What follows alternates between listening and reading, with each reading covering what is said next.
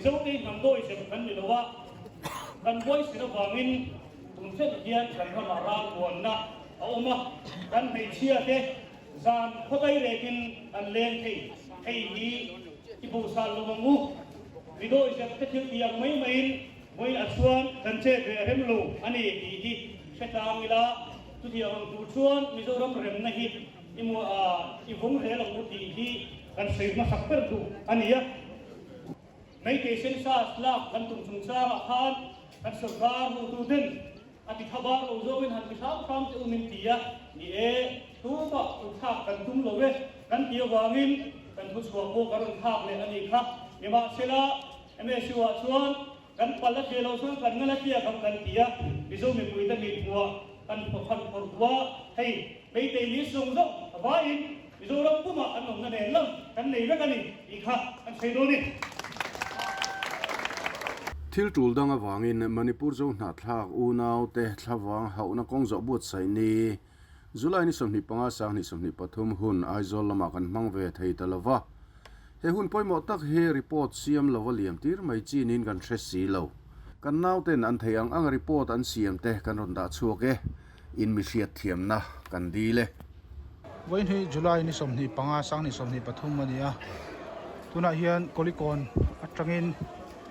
pui tam tak Kawngzawh an ron kala ei tuna hian ron chho meka kolikon a khuan hun rei lote manania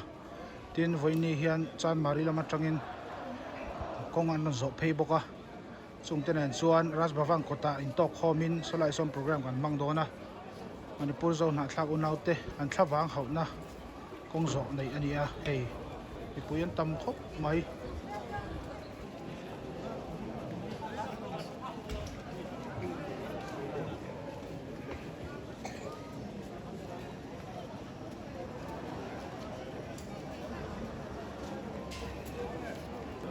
chen kolikon lama ron phei lote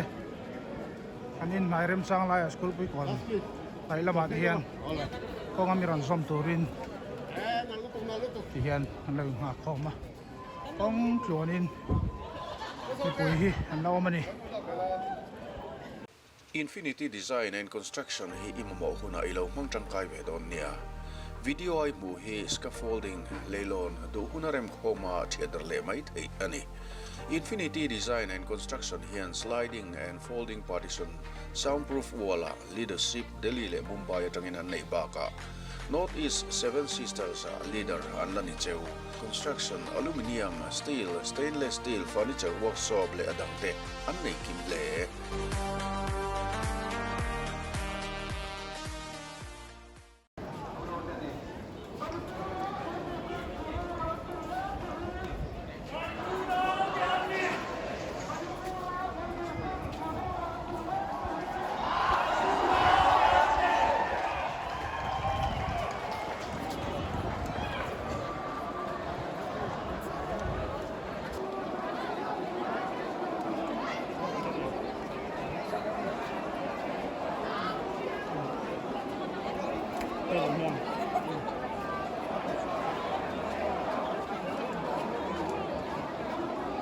tuna hian kolikon lama tanga Kawngzawh pheite school pui kon a lo muak tu ten man suai vele to hei an malama an kala an ni lampang hi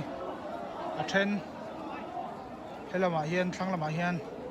Kawngzawh ron phei mek ten lo la ngak vele boka hian helama hian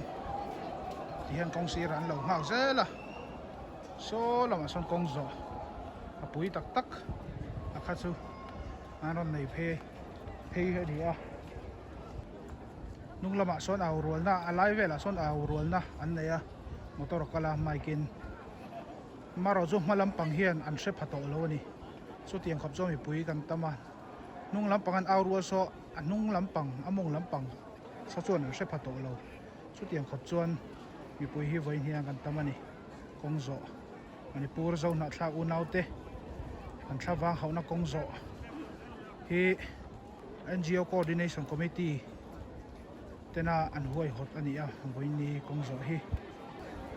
ron la phei ngo maya so lama son malampang atang hi chuan anunglam alai holvel an ausa chu hriat to lo hring ani so an au kan se phave deuh det to a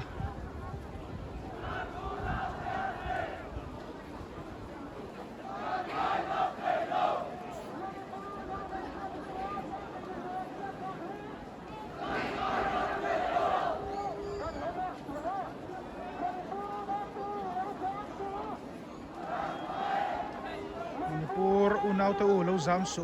kan ome in an aurual ani Aizawl lei rawn thleng pui te pa hei Kawngzawh ho khan kong hnuai lama rong kalang kong chung lama hian a then rong kal boka ti chuan helama hian Manipur zone thlak unaw te kan puina tur bom an lo do boka rem chang an thlek mai he thlak deuh sap sapa ini pongan thak ve tur angai la thang tuna hian ram man tur mun na thleng phei tap to hringan tam khop mai wain chu ong po hi block to pania ong zo kan thane awangin motor kal thei rual ani lawa bus service te atopa voini tan chuan taxi service te han ti topa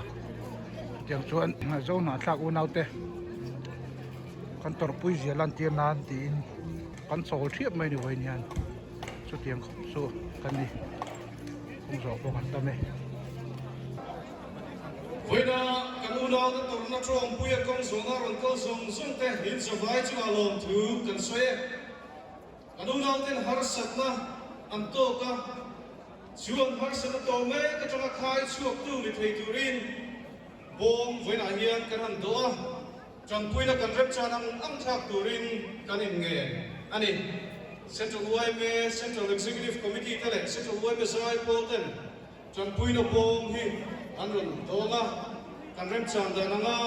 e boma lo thak turian kanin nge na an program kan chon donanga Puina kan unaw ta torpui tura local Antor na siya puitu mizo hetisa kan kal khom hi NGO Coordination Committee begin lom thu kan soya voida local khom zong te Hemi hram alo ro pui zo ze na du sakha chi bai kan buk chewani voida kan program man down tur hrethiam hi ani don ani shroi tu hi lamun tuwa General Secretary Central UIML Secretary NGO Coordination Committee kanaya Hunser Mangtu, Reverend C. Chong Ming Liana,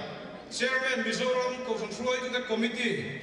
Zaipol, Kangai Thanga Central UIME Zaipol, Tusoi, Mipahin Hena Chongin Kangai Thanga, Hu Awal Ngeta, President Central UIME, Chairman NGO Coordination Committee, Mizoram Hena Chongin Kangai Thanga, Inapahina Pingur Moi Sail, President Mizoram Meichin Sukhom Paul Hena Chongin Kangai Thadonani. In fact, hian nam Thil ania lo ngai chu sai turin mo sai pani kan leya elo thamuan kibi ma mile PC vanor fiati tenui kan leya in trong trai ro na hun kan hmang bokanga kai swai tu turi Professor Malsong liana Assistant Secretary Central UIME anianga in resolution Pujagap lawmawm puya General Secretary Mizo Zilai Paul inaron ruwa mananga ichuan mipui aurua ufabian law famoma Treasurer Central UIME aron tai shoi don ani kan sia tangin voina hian Mizo namte ilung rualna kan unaw te torna kau tala kan hu hi lawmawm kan tilaya kan ram shoi tu te Aizawl na kong sang athok tu te zirlai te le school lo pang te in chuba ka chuan mani Aizawl na voina na tru te kal sana nam Thil na ni ti hria helai huna lo kal khom te chunga lom thu kan se ni voina kan kal khom chan kan hria Manipur kan som na thak tu naw ten har sana na men lo an to ka chu har sana chuan he zoram he hram atilungaya kan mit tui atitla ani kanuna ta torna hi ngoi renga thil thei kan ni lo wangin he kan torna trom puina huna hi voina hian kan lo mangta ani in voina hian in lungro na an lan chian em chu tu mai ko shante polte political party kan ni na te soilovin miso kan ni na kan lungoi na le kan unau te tornai min phuar khom zia alo lang hi lawmawm kan ti ani in faina kan local khom hian ngamdang mundang atanga mi lo en tu te le media te anom ve wangin saptuin toite kan sui anga we the Mizo community are extremely saddened by the chain of events in the current crisis within the state of Manipur. The recent viral videos of true Zofate women being paraded naked and brutally molested and then gang raped by an unruly native mob not only indicates the failure of constitutional machinery in the state, but also reveals that humanity has been severely torn to pieces in the state of Manipur. Today, we the Mizo peoples have gathered here to show our support and solidarity with our brothers and sisters in Manipur. We share your pain and sufferings. We strongly condemn the inhumanity of violence, rape, killing of innocent people, burning down of churches and demolition of houses. We urge the central government and state government of Manipur to restore peace and normalcy in the state of Manipur. Vậy nọ, hùn tuông, ta cầm băng turin kan in ruộng mà nè, harum thọ tu ra kan khom kan ni lova, rem na lem muôn na ngay na, miso kan khom kan ni angin. Vậy nà hian kan u nau te, tor na trom puin, tuông ta kan hun kan man thei nan, kan ngai tu na te kan seng tang don nia, kan hun ruộng mà angin kan kadanga, tuna chuan hun sermin man sak turin. Reverend C. Chong Ding Liana, Chairman, Mizoram Kawngzawh to the committee, and so mga ani hunapan so hian so non ngai lovin Central Uai Bezai Bolton and hun anon hmang don dia Reverend C. Chong Ding Liana, so hun. LG hi kumkwa azona world's #1 OLED TV brand ni hau mek tuni OLED eye care ang avangin picture quality apia thabika color amoi niktan a hadam bi flene Alpha 9 5th generation processor AI picture pro dynamic tone mapping pro immersive surround sound LG ThinQ AI technology ang avangin internet name man a olsambika connectivity achak bigin features le sound athabik flene distributor for LG D3 Business Enterprise. It's a volume. Mizoram mi puyai win kan lalpai swa Krista min chibai kabu kachu. Pathian thu thiang le belo ngai thang lu. Sam somre de pathum na chang khat. Achang chang na pathian thu ngai thang lu. O pathian trong vin long suang che. O pathian ngôi rình xuồng che ngài te nắng mà đấu tu te chuan samur mura nắng mà học tu te chuan da ho froa imi te hi verve takinan phiara imi thuru te chuan hian achelamin anin rawn homa au an ham lo khopin itibora lang Israel home hing re fiat ringaum lok na turin at theih hukat vuai na ni rona ichunga achelama iturin thu atin tiam loma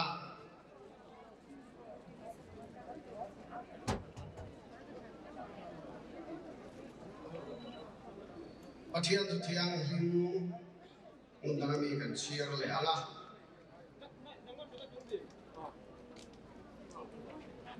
rong bung so pani chan son le pakwa du tak teu in phuba la sula thian thin nakian zo ru khu ba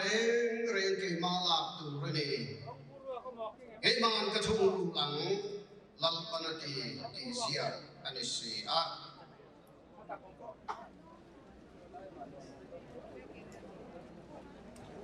kun khatabi kan siar le anga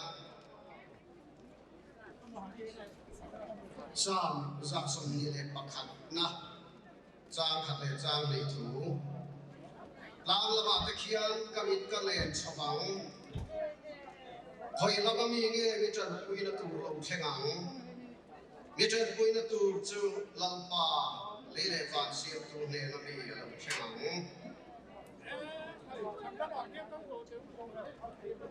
kan bai kum chan chia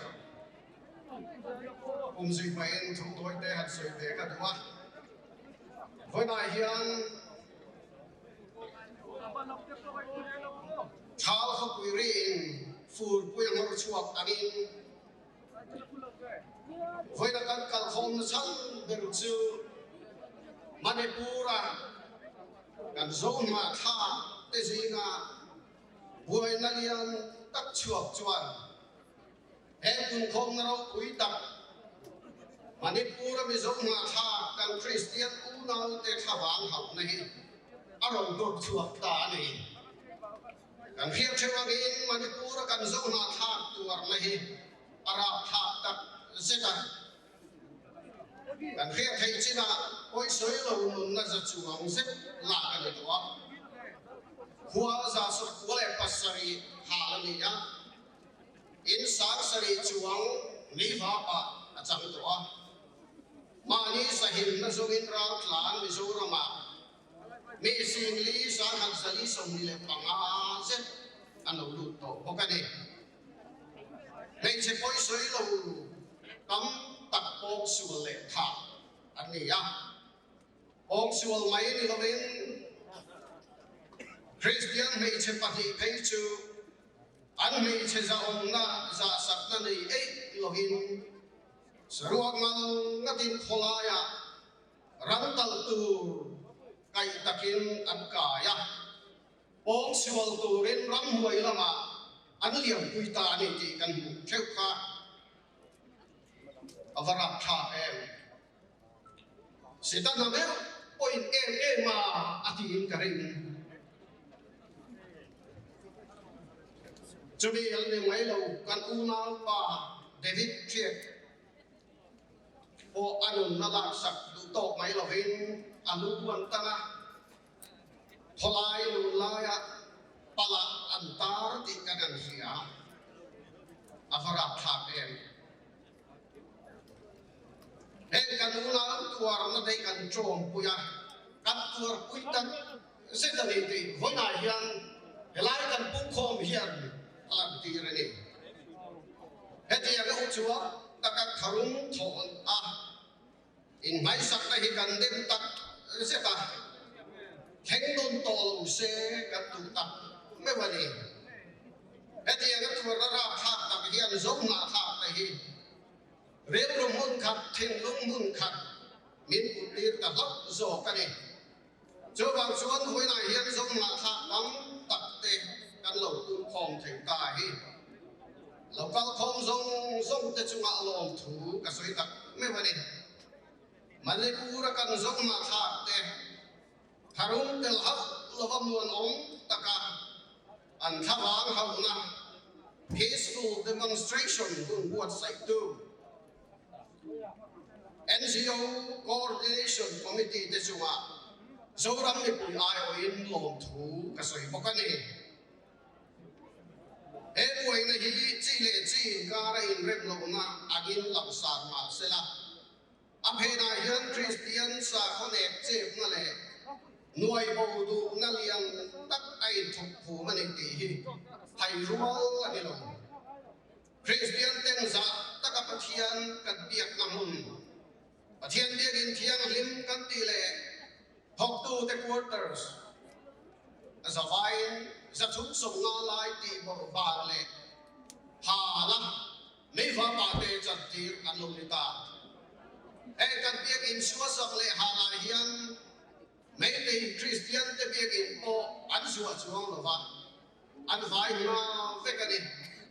chu chuan he poi na hian sa khothilei phum ti atar langa poi tak zetani and you think here India ram dan pui right to freedom of religion akal taka and Thil li condemn tak zeta ko ram hoten iso mi pui ten condemn boka hang Thil hi and ram mi pui le ko ram te hian condemn tak me wa theng non to lo se kan thua ni chote lai chuan Manipur sarkar le Central sarkar ten he poi na chin fel tum na tak nei lo wa che an la lo roi chu a ha poi em vai na hian an thei to pa a me mi dan tur he poi na ti re dan tur muan om ta ka ti re dan tur som tu rin pau ran mi kan nien bo ka ni tra ka ruop kan zo mek lai hian lom chu soi na dang nei le ka du Manipur kan unau te tuar na ra tha tak kan ria ta hesen lumina min bual pak apply bo tharun tho na del wa an thawang ka dal hal thei ram hi avalawmawm em hei ami zomin a Christian em ani hi kan doi wa ka ni lo wa pathian thoi Christian kan ni wang chawani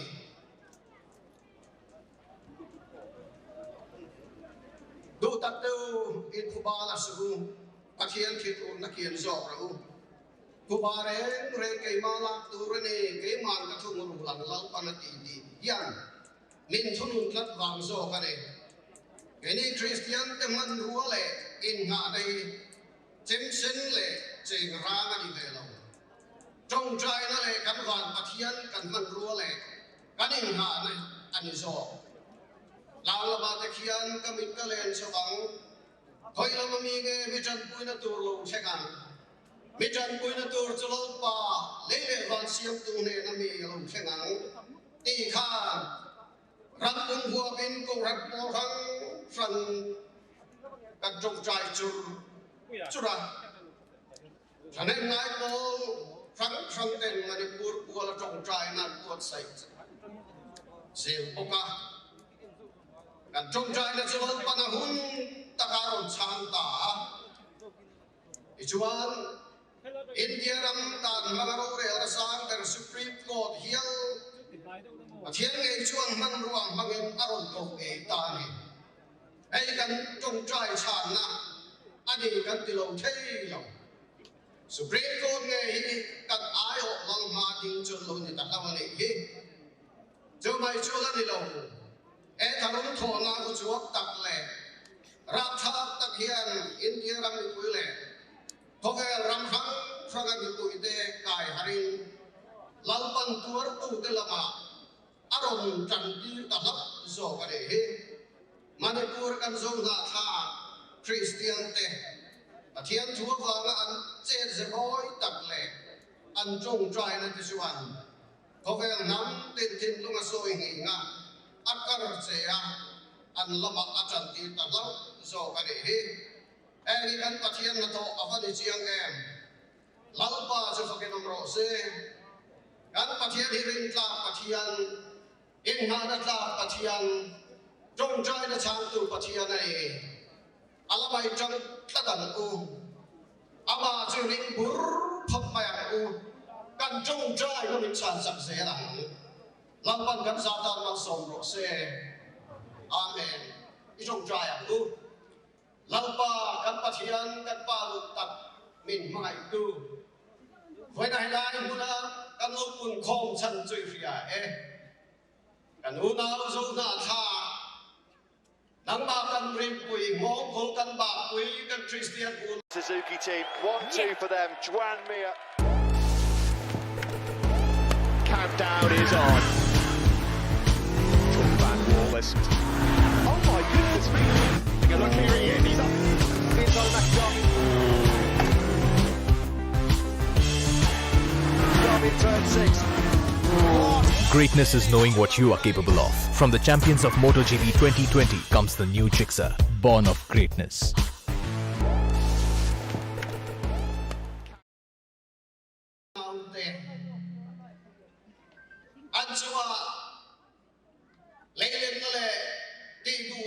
na saka athenga ek tuan ram thang takkan liat hian zoram chung an rek tu poilen unau te thin lung hin atak seta amaro jolong pa tharma beilen lam kan ru ruang lo ide lama kan lo kun ta zo ka le kha kan jong jai dai chala nangin tulai hian kan lam chang mi tam zo le thil ti thei zo min peng se la wang mom thu kan fil che foi na hian lo pa kan u na te war tu te le ani nei lu chan zong zong te kan tuar puya an tan kan dil sake lau pai thil ti thei nei nangin thua mang che foi na hian kan mat ro pui ber chu lau pa nangin e Hovel hi lampa imi te chak na ram ni lampa sala nang mi chak pathian kan lamai chana wangin kan le zelam ti kan ring chatani jogang chu lampa indo na chu lampa indo na nia ne na chu lampa ta di tin we na yan ine na kan rin lan thar le e thil ti thei na ro pui tak chu lampa kan zo na tha Manipur kan Christian unau te chua lam tir sel la an lamah cham chap se lang che Israel fa te lamai chan thlat chuan eng mai an ne thei lo lampa ato ba chuan an dik chuak ta nei khu an ni poi lampa dik chuak em ti kan ring chan ta nei an chua ro rel tu ten dik ta ka ro rel thei na tu ring an thin lung soi hing la soi che la ti dang lam ngai pian ti dang lam zo kam che hmang na thing lung na min nei tir ve zo kan che voi na kan un man na hian ar sam le buai nau phal su la muan ong taka e kan program he na min min len chu pu yang che kan thil ki suang min ngai dam la chu chi fa pa la ni so krista min kan di le che amen.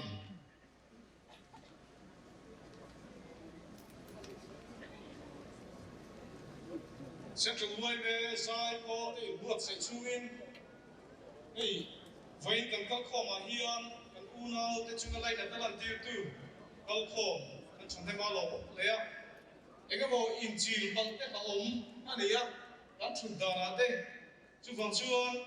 phim khur tang turin kan hanin nge na ega thei chem chela chut ni thei ta sela kan hun nei da na ser khang Chu tu te point kan man ngen ni he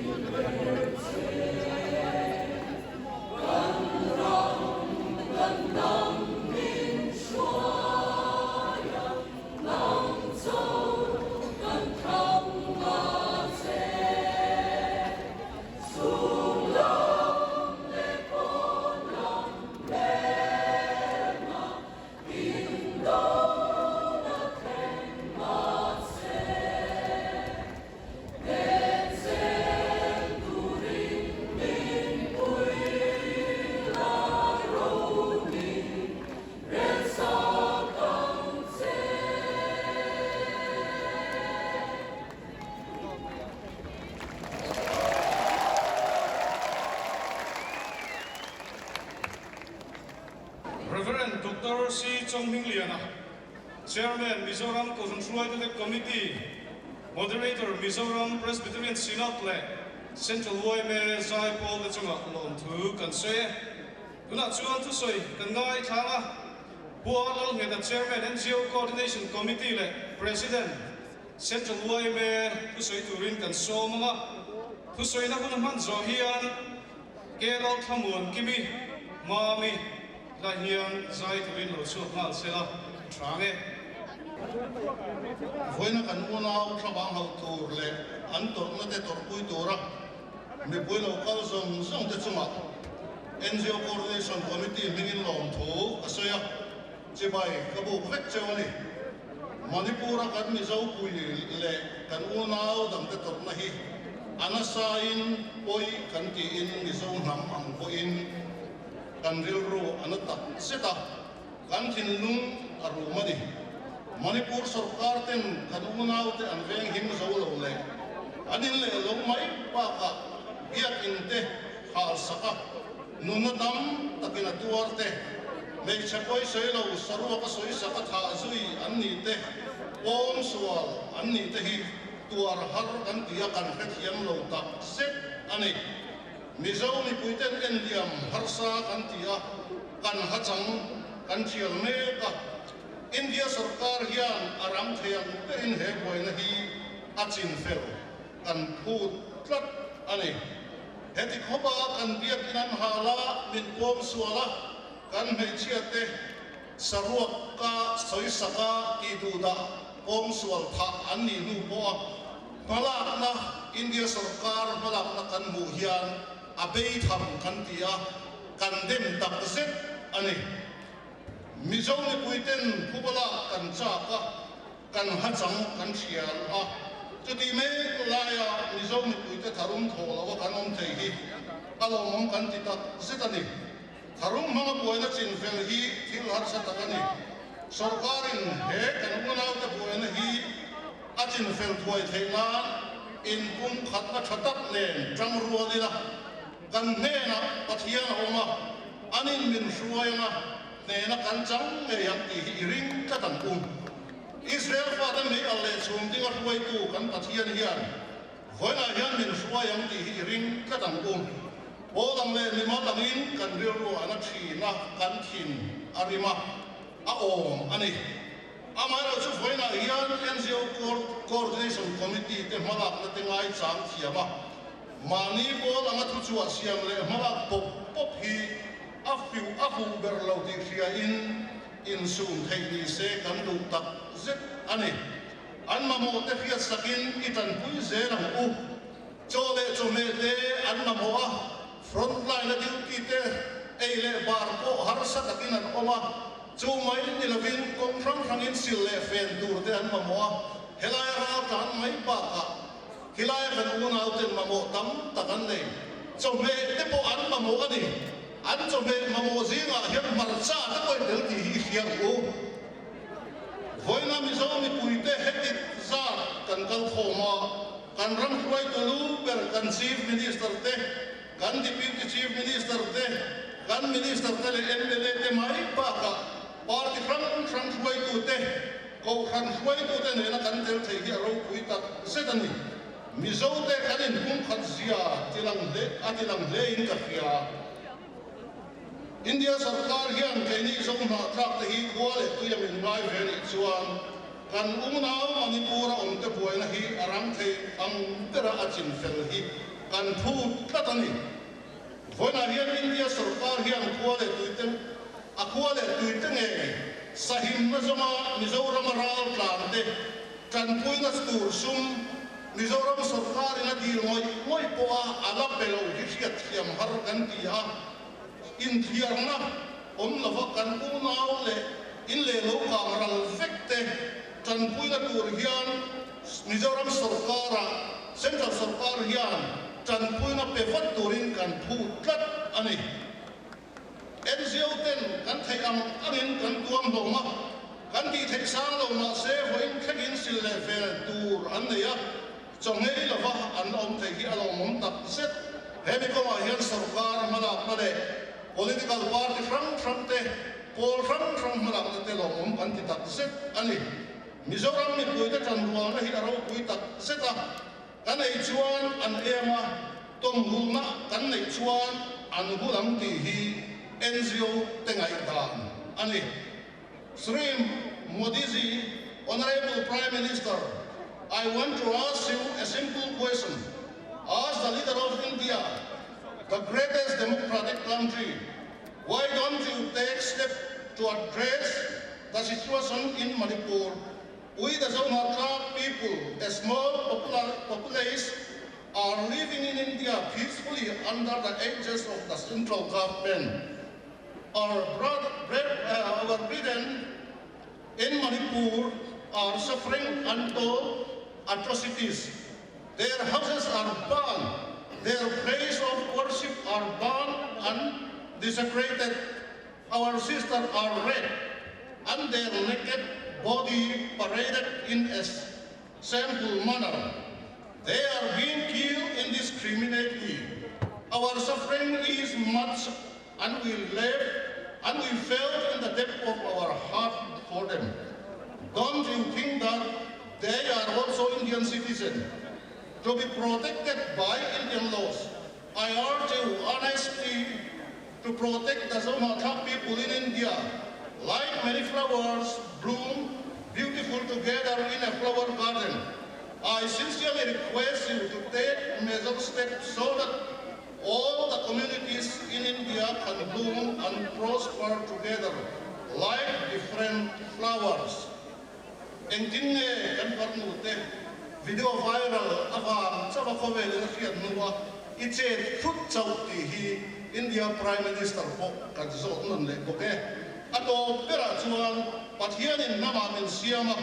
chuan ham tlem te chu khowe mun ram kan om ve a anam na hun le tlam te dang ma se unau kan ni nei thei hil lavin in kum khat sau savila kan in kum khat khat chuan he nam hi khowe la hian ala par du ve nge yama Zofate Thlavanghauhna om te hi I trak rual zelam o tran rual na hi chak na ni sia ni zo nam dam ren ro se kalome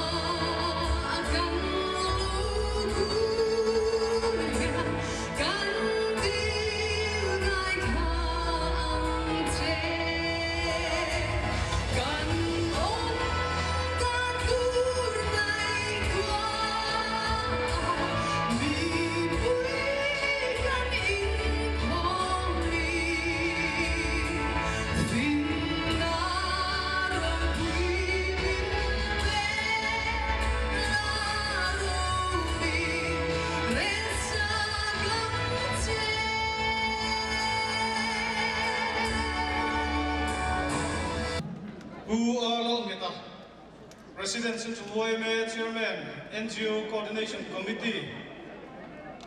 in Pum Khatna Chu Ziale Namanga kan in thliirtuten poimo zia mitalan sakavangin lom thu kan soya rorel na digle rorel na thwa kan dei thina turta na kan biak pathian ta na kan rinom chu zia kelol samun kimi ma mi hne na tungin kan ngai tha chunga lom thu kan soya ni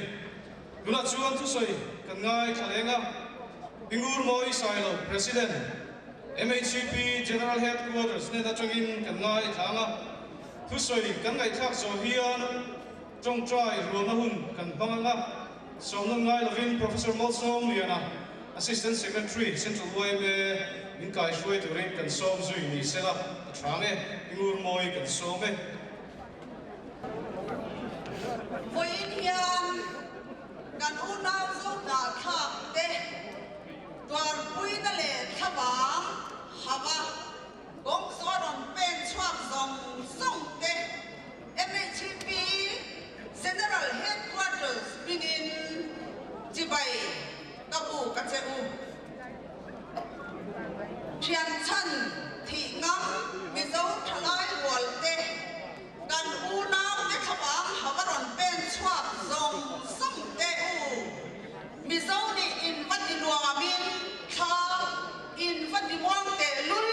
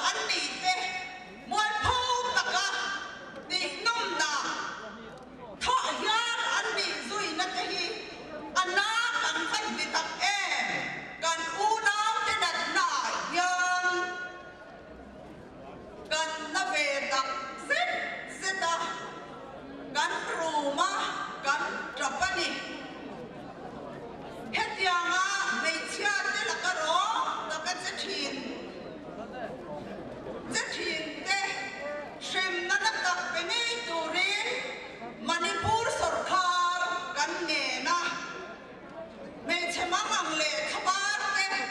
chan him lo tu Manipur sarkar le police te hi kantem tak zet bawk ani tin Manipur waila ching fela mei chia te khabang na taka hau turin central sarkar hau tu te kan phut tak zet ani NGO Coordination Committee ina ma kan lam na ba ka MHP General Headquarters hian Manipur Zofate Thlavanghauhna na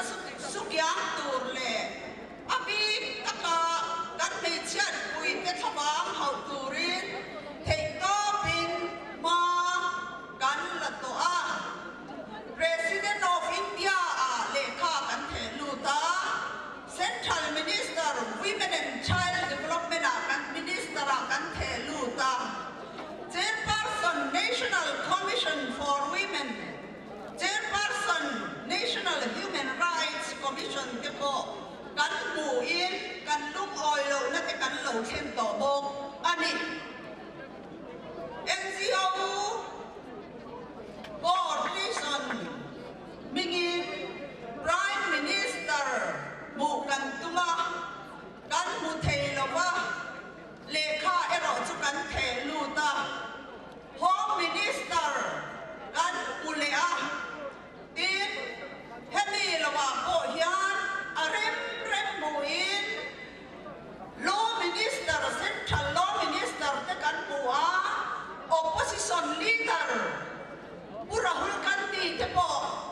kan mu ani tin Minister dang te po mu Central hian Coordination Committee hian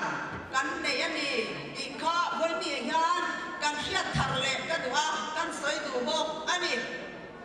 rai kan te so bol na kuma tha lo ila tu na khan kan ngai tha a mamo an nga ne a an mamo te hi ei le in te sil le fen te ani a nu ho te po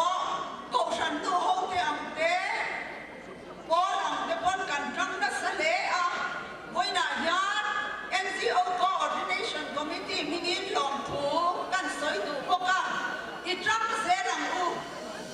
kan chen om Manipur mei ki te se dan hian kan thin lum atin na tak se ta mei che chunga an che dan ro pa tak mai te tuan tha te biakin ti chiat te hi Indian Constitution le dan mo chiat na lian ani ti hi voi na hian kan Central Foi tu te le mi pui India ram mi pui te hian shia ila ka dua ama ero chu an ni ho hi pathian po shelo tu an ni tlat mai ti ero hi chu isya ang u pathian he tu ni se ti en hian an khosadu kherlova ti hi karin takani Kini ero chu pathian nung rin tu kan ni tlat avangin ring lo mi te ama kan chet beser ero arem pe lo ti isya ang u Manipur mi pui song te tan I trong trai mol molang uti in zoram mi pui te kan sa du bok ani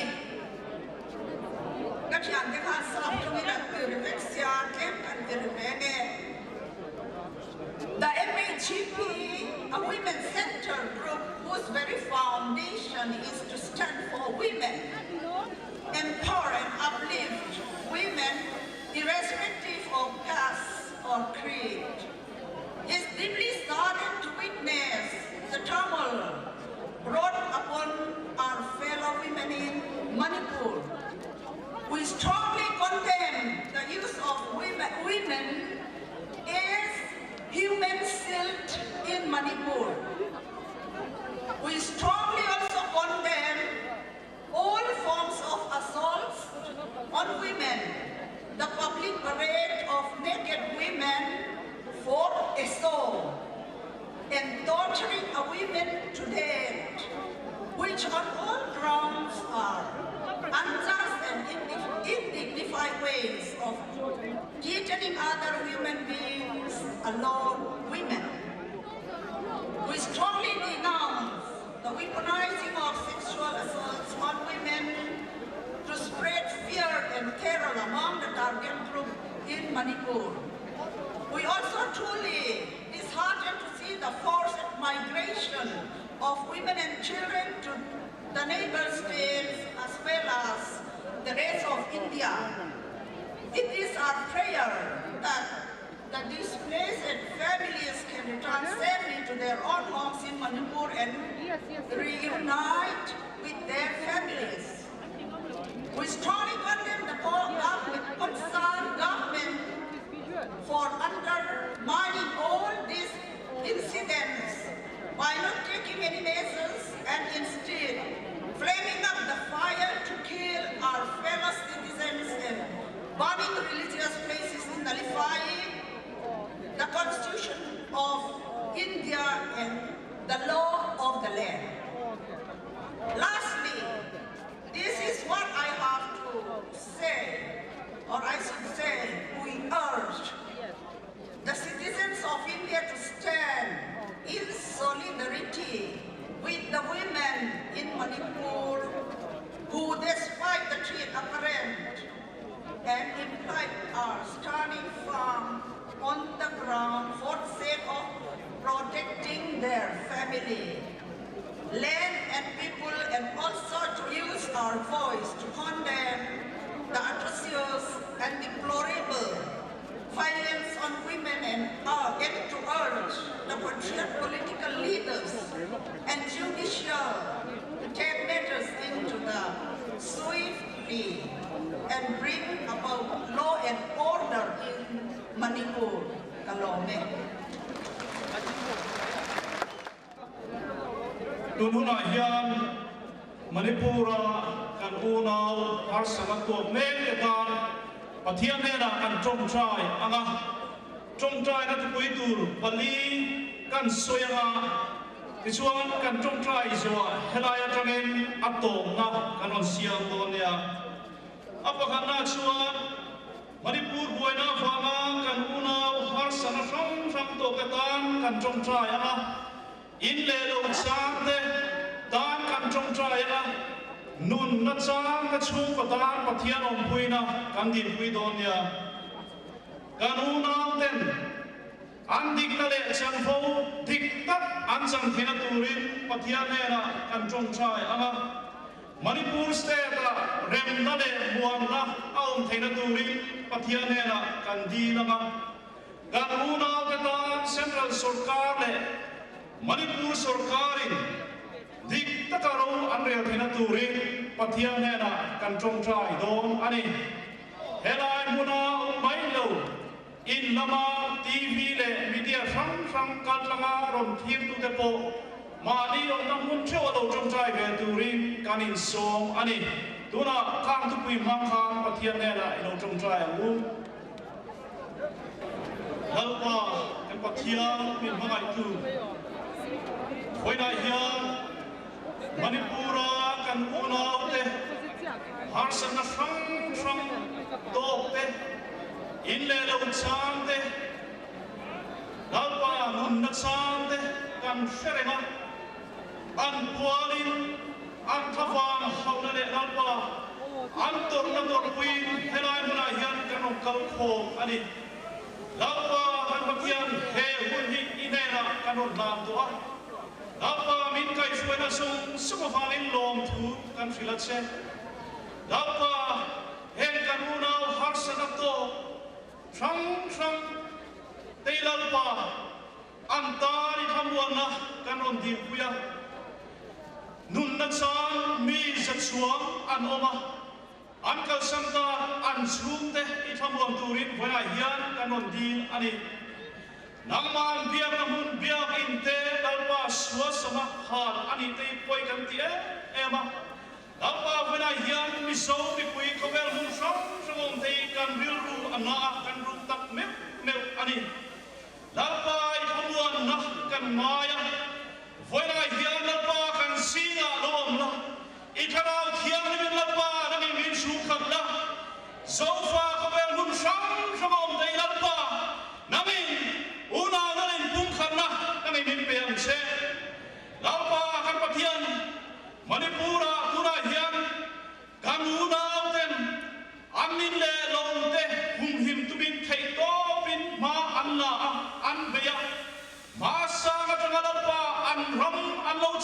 na hum hal turin thei to bin ke an pen ani sum te chulal pa nangin ti chakla an tha ti chakla tha tha la win lal pa nangin yom pui kan tua anin le lo an ram te chan lo an nei hen sia the turin lal pa na in chak hai thua mang che lal pa kan pa thiam min mangai tu nangma ring lo le nangma shalo ten ram an kai suai chuan ram mi pui ten an tuara ram chunga har sakna athen thina ni ti kan sia a chu tuna hian manipura hian kan hume ani lalpa nangma ring lo ten tuna hian ro an rela chuan ro re na satak chulalpa zofa ten kan tuar me ani lalpa manipura kan unau ten an dik na le an chan fo an hen su an nei thina turin lalpa ro re tu te mit rom ti men sakla lalpa kan pathian mangai tu rem na le muan na am thina turin nangin rem kan ruwa kam se lalpa kan pathian voina kan unau te tor na hi mizo nam tan nangin mal so na ram thel na kovel hun sang tan sanga zofa chin lum chuak om song zofte a hian atharin pum khan na te in una na te chan ruwa na te nangin min pela he hun hinangin mal min so mam se chung si pai su ka kisame kanon dile computer wall computer full set computer all-in-one branded le accessories chi sang kan neya laptop man tlo ma changa man to thlengin awma apple macbook po kan nei boke bluetooth speaker le speaker chi sang cctv free installation kan ti thei boka chu mai ba ka servicing kan ti thei boke counting machine laminating machine laser representer webcam pen tablet Wi-Fi router extender, gamepad, printer chi sang gaming lamah po gaming laptop le gaming cabinet, gaming chair thlengin kan nei boke computer wall Zarkot Main Street near Mizoram Rural Bank phone 0389234791 Engul moi Sangilo Resident MHCP General Headquarters Suwa Lom Thu kan soya Professor Malsom Liana, Assistant Secretary, Central OMA, Trung Trai Role, Kai Shui No Chunga, Long Tu, Kan Sue, Kuna Chuan, Vena Local Com Tehian, and Resolution, Sarkara and Tentu, Mitchia Chua Saturin, U Jacob Lawmawm Puya, Lawmawm Puya, General Secretary,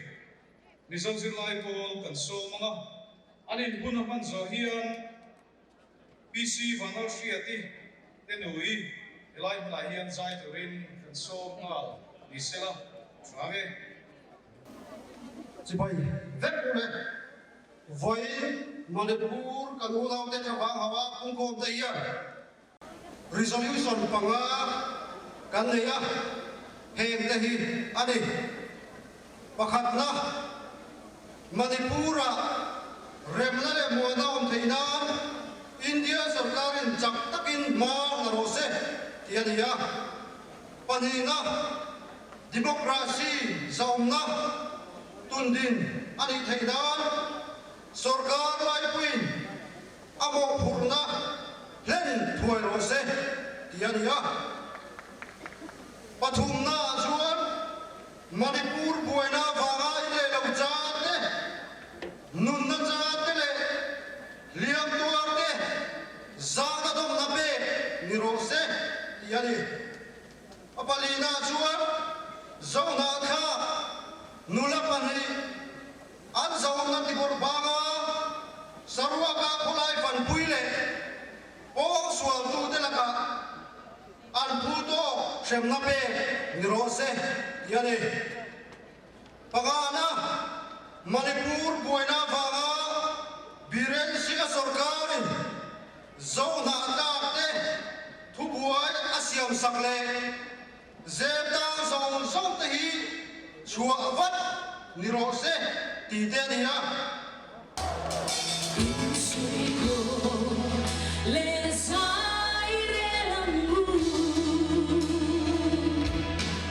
Unau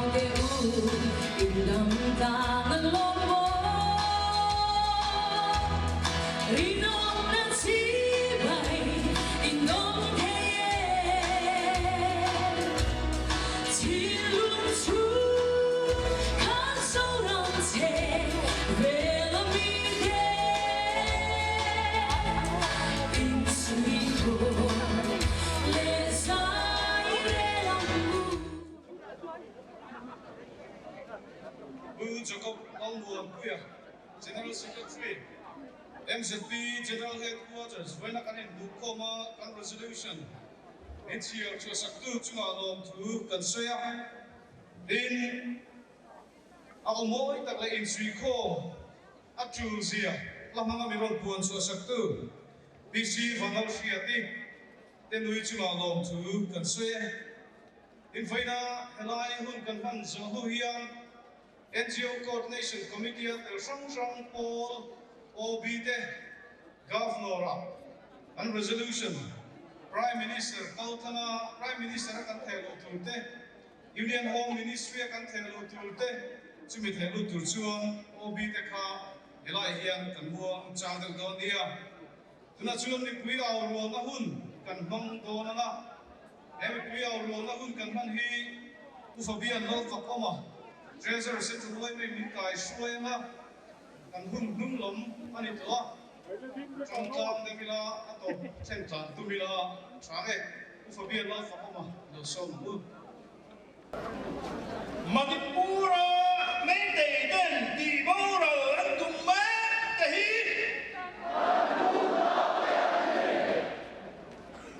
Adina Chandwana Central Sorkari Dire Puairokse Katidonia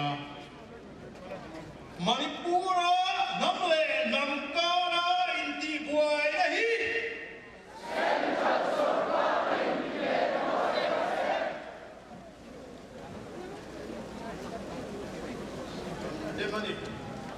Condemnation Ikan Chandwania Manipur Zofate Thlavanghauhna Mayday Nun Roho Jedani Kan Ome Tin Voitum Antirual Antinon Valdonia Manipur Zofate Thlavanghauhna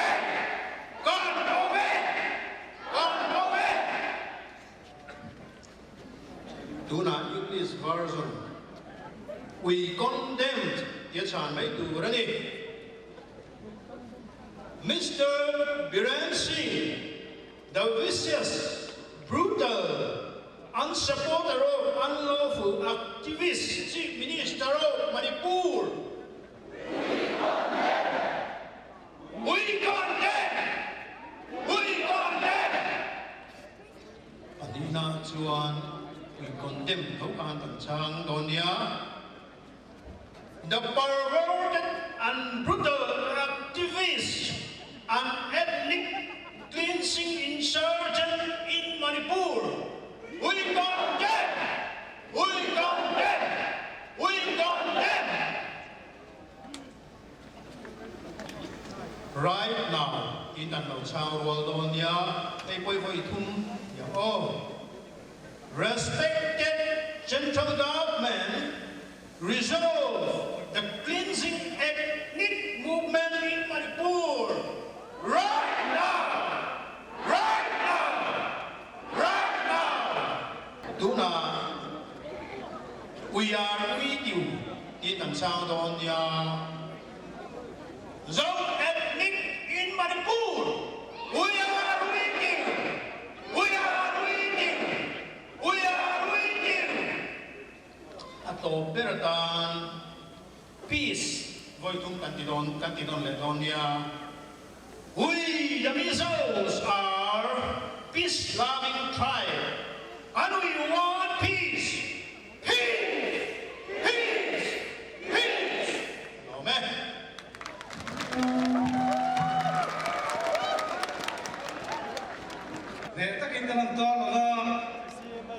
Manipur kanunao te har sana kan tor puisia kan otsuin kan tilala min kai shuai tu kusubian lo fakoma treasure settle boy me chunga lo tu kan soyani koi program lo thim na tu hatana kan thale zum senga mangai na thim lumpu miso nu le pa miso chalai etizar pungkhom kan nei hi kan lawmawm hian miso te inkara in pungkhata chazo min siam sela Mizonam Tiropin joyful zel sela It's a fine chua in the holding to the avangin long to consume una chuan in kum khatala kan sohova central women's cycle de nikai shoi to rin kan somanga ela kan sakso hian lalpa trong try na sayolin kan hun kan ti top donia central women's cycle in soma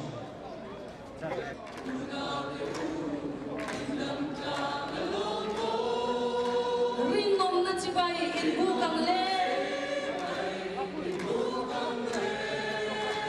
chin lung chu khat sofa kan li shirein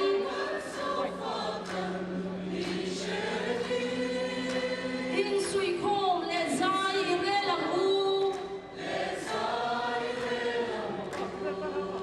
o chang le thar ten enge kan tiam le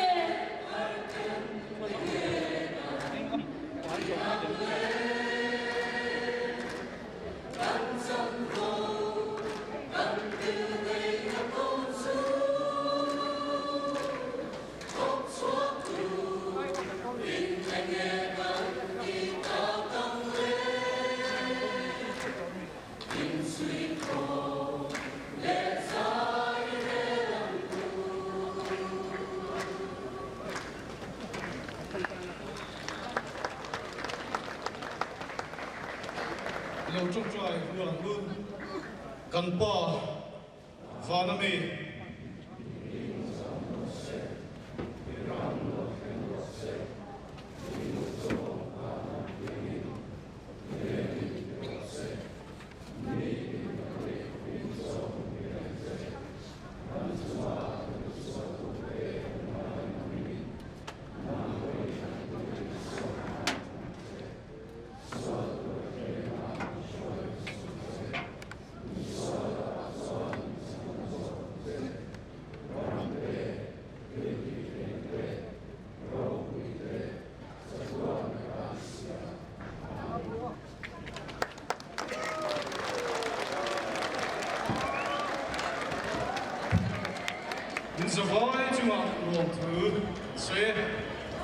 Infinity Design and Construction hi imamawhna ilawmang tangkai ve don nia. Video ai mu hi scaffolding leilon do hunarem khoma theater le mai thei ani. Infinity Design and Construction hian sliding and folding partition, soundproof walla, leadership Delhi le Mumbai atangin an neih baka. Northeast Seven Sisters leader anlani cheu. Construction aluminium, steel, stainless steel furniture workshop le adangte an neih kim le.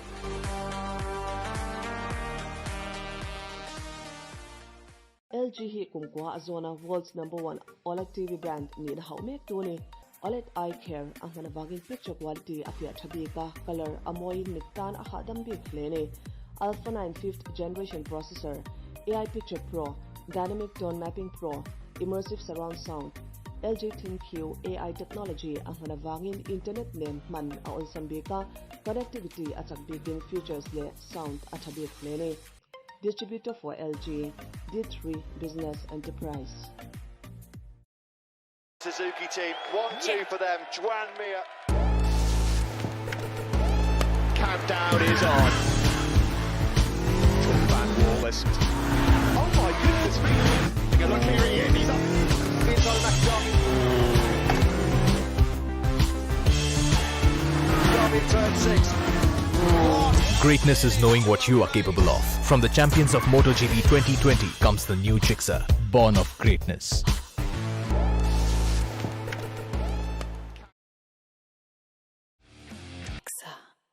Computer wall, computer full set, computer all-in-one branded le accessories chi sang kan neya, laptop man tlo machanga man to thlengin awma, Apple MacBook Pro kan nei boke, Bluetooth speaker le speaker chi sang, CCTV free installation kan ti thei boka, chu mai ba ka servicing kan ti thei boke, counting machine, laminating machine, laser representer, webcam, pen tablet, Wi-Fi router extender, gamepad, printer chi sang, gaming lamah po, gaming laptop le gaming cabinet, gaming chair thlengin kan nei boke, computer wall, Zarkot Main Street, near Mizoram Rural Bank, phone 038923479111.